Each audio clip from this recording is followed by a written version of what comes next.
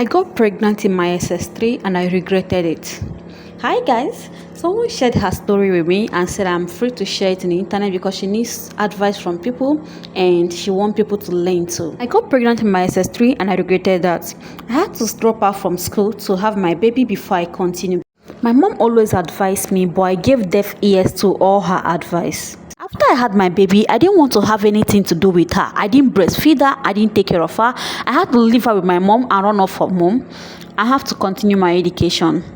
When I was pregnant, I tried all means to terminate the pregnancy, but all to no avail. Since I gave birth to her, I never showed her love, no attention, no care, no motherly love, because I don't want to have anything to do with her.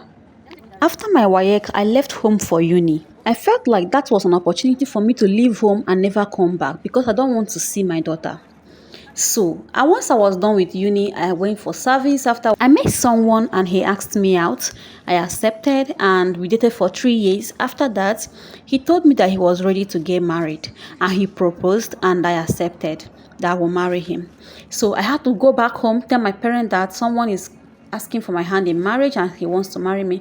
I took him to my hometown and introduced him to my parents. After everything, he did everything. He's also do my traditional wedding and everything. And I followed him back to his base. So we lived happily. After our honeymoon, 1 year passed, 3 years passed, 4 years passed, 5 years passed. In the middle of the night, I will always be crying.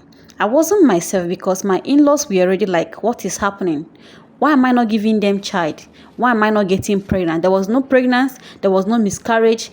I did everything that I could to conceive, but I couldn't. I went to so many places for help, but I couldn't see help anywhere.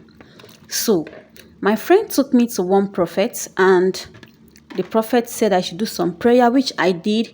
There was nothing that happened. And she promised to take me to another place, which we went. So the woman told me that I was the one that is holding myself. And I asked how. And she asked us to come back after 7 days. Mind you, I never told my husband that I had a child. Because I don't want him to find out. I never allowed my daughter to call me mother. Even when my mom advised me that I should allow that child call me mother, I said never. I never wanted anything to do with her. I never wanted to keep her from day one.